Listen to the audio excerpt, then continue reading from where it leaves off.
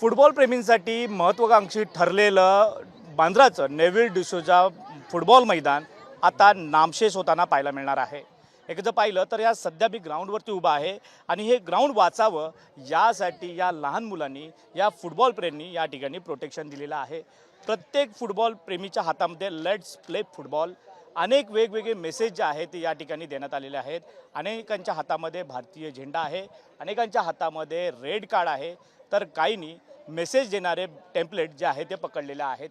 हे जे ग्राउंड आहे ते या खेळाडूंसाठी एक उत्तेजन देणारं ग्राउंड आहे. अनेक मॅचेस या ठिकाणी मोठमोठ्या या ठिकाणी ठरल्या होत्या आणि त्याच पार्श्वभूमीवर सर्व मुलं जे आहेत ते त्याच अनुषंगाने या ठिकाणी खेळण्यासाठी येत असतात. अनेकांच्या या ठिकाणी भावना दडलेल्या आहेत. अनेक मुलं तेच उत्तेजन घेऊन या ठिकाणी खेळण्यासाठी येत असतात. मात्र एकच जर पाहिलं तर हीच मुलं आता कुठेतरी यांची हिरमोड होताना आपल्याला पाहायला मिळेल.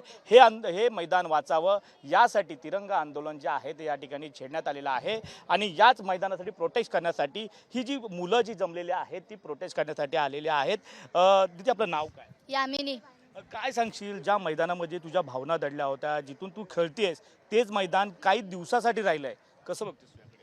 जेव्हा माहीत पडलं की पहिला न्यूज येत होते की डिसूजा जाईल पण तेव्हा माहीत पडलं की होऊन जाईल, थांबून जाईल, कारण मोठा एवढा ग्राउंड आहे. अनएक्सपेक्टेड आहे की एवढा चांगला ग्राउंड तुटून जाणार आहे, म्हणून पहिला काय स्ट्रिक्ट ॲक्शन्स नाही घेतले. जेव्हा आता माहीत पडलं की कन्फर्म झाले 90% की हा ग्राउंड तुटणारच आहे, मग असं वाटलं की एवढा चांगला ग्राउंड तोडतात आहे, मग त्या गोष्टीचं काय मतलब पडतंय. कारण या ग्राउंडमधून किती मॅचेस, किती लीग मॅचेस, किती मोठे मोठे मॅचेस याच ग्राउंडवर झाले. आम्ही नको यात कितींदा खेळायला आलो MFA मॅचेस. सर्व मुलांचा पहिला मॅच जो असेल मोठा कुठला असेल तो ह्या ग्राउंडवर खेळला असेल आणि तोच ग्राउंड तुटतोय तर ते खूप मुलांसाठी पण खूप सॅड आणि ते हर्ट होते सर्व मुलांना पण. दररोज या ठिकाणी येत असतेस, फुटबॉल खेळतेस, मात्र हे ग्राउंड निघणार आहे. तुझी भावना काय, प्रशासनाला काय तू सांगते?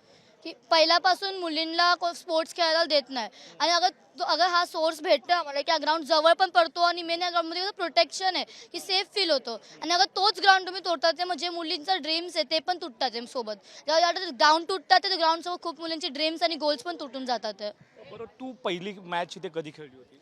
आता पहिली मॅच तर एक साधारण काय असेल, काय 1 वर्ष 2 वर्ष झालं, दोन वर्ष पहिलं. आता तुला मॅच इथे खेळायला मिळणार नाहीये, तुझी भावना काय?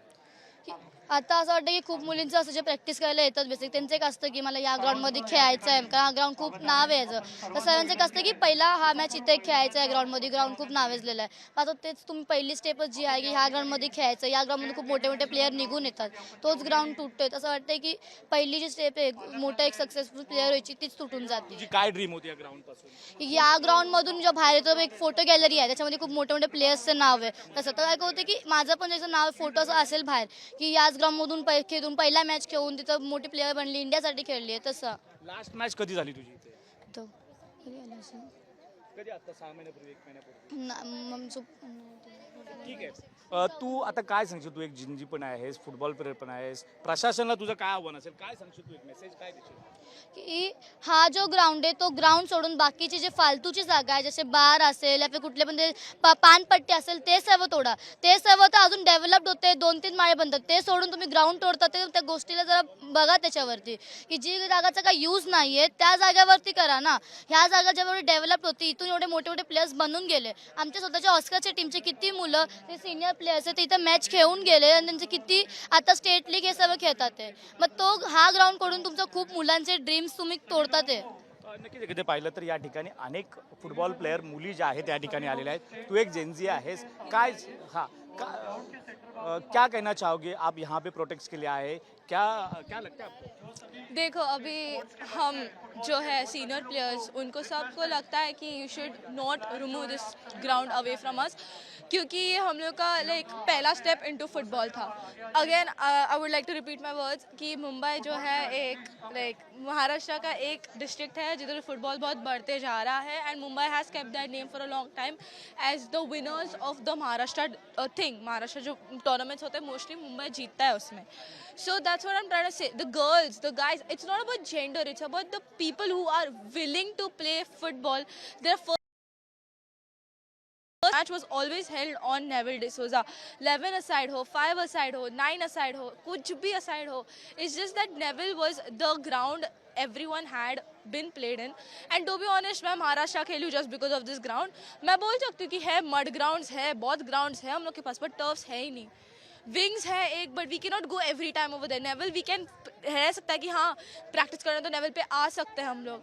यू सी बहुत सारे मड ग्राउंड्स है, पर एक बार मैं नीचे, आई एम अ कीपर, एक बार मैं नीचे करूँ, शोल्डर इंजरी, हिप इंजरी, बहुत इंजरीज हो सकता है एंड बहुत स्टोन्स घुसेंगे तो ये हो जाएंगे. सो दैट प्रशासन को क्या कहना चाहोगे? प्रशासन को क्या कहें? ये अभी प्रशासन ये करने वाला है, यहाँ पे डेवलपिंग होने वाली है, ग्राउंड नहीं रहने वाला है, क्या कहना चाहोगे? देखो, आपको एक बिल्डिंग बनाना है, जो बनाना है वो ये ग्राउंड को छोड़िए किधर भी बनाओ, because a lot of kids are gonna protest and they won't let you live. नक्कीच एकंदर पाहिलं तर या ठिकाणी जे फुटबॉल प्रेमी आहेत त्यांच्या भावना आता या ठिकाणी तीव्र होताना पाहायला मिळत आहे. महत्त्वाची बाब म्हणजे पूर्ण ठिकाणी जर पाहिलं तर सगळ्या प्रोटेक्शन करण्यासाठी फुटबॉल प्रेमी मुली ज्या आहेत या ठिकाणी आता दाखल झालेल्या आहेत.